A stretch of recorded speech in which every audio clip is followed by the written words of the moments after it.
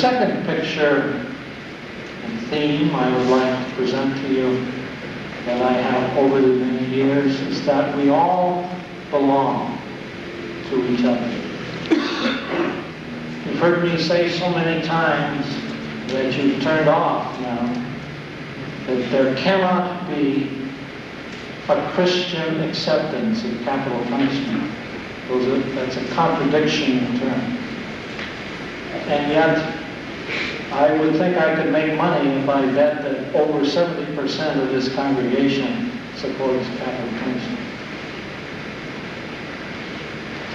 It's an unfortunate evidence of our lack of development at this point, and just this congregation.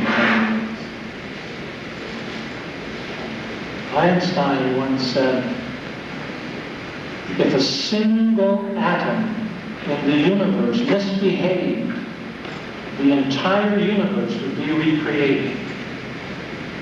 In the same sense, when one murderer is executed, it affects the psyches and the spiritual health of every human being on this planet.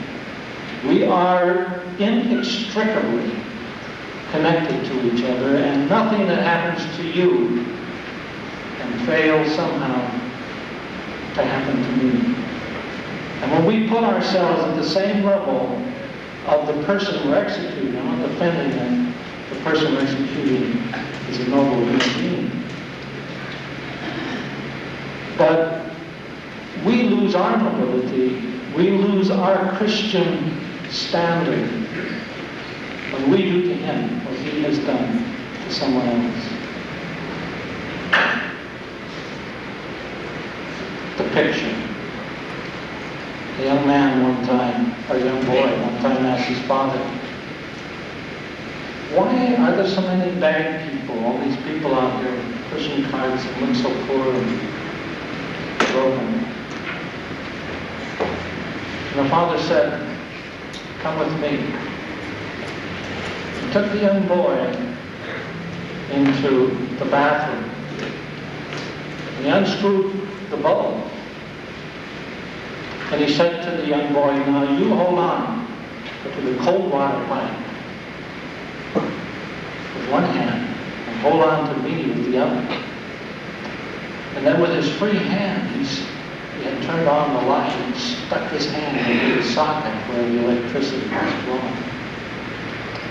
He said to the boy, don't let go.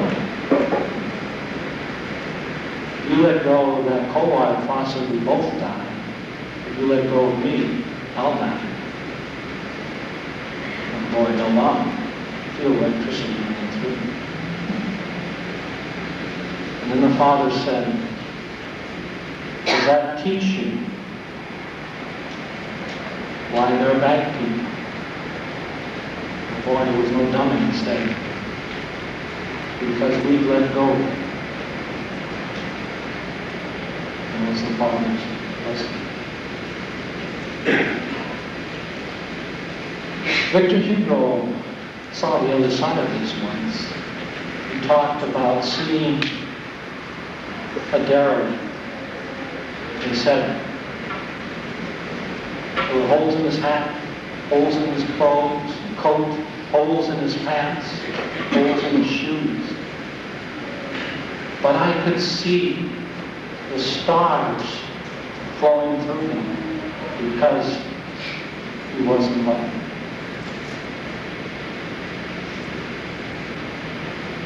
However, that is the gift of God. We can't take much credit for that. When we fall in love, God gives that to us. That's his present. But that's not what we're talking about. That's not what the Father was talking about. What we're talking about, what the Father was talking about, what Rilke talks about when he said, learning to love is the hardest and most noble of all tasks. Learning to love. Learning to take the hand.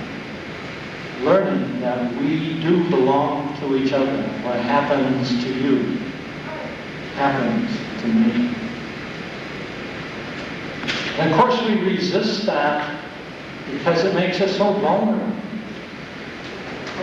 We don't want to be vulnerable. We like to protect our own territory.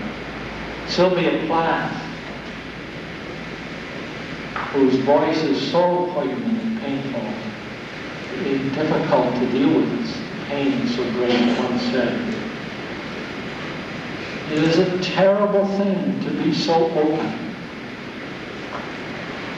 It is as if my heart put on a face and walked into the world."